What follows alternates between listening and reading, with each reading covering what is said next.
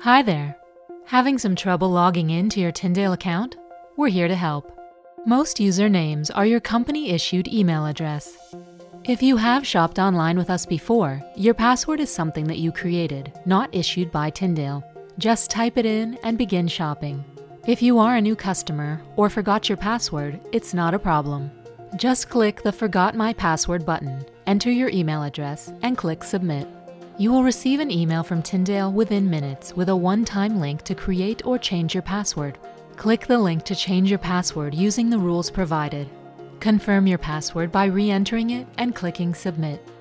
With your password reset, type in your username and new password and begin shopping.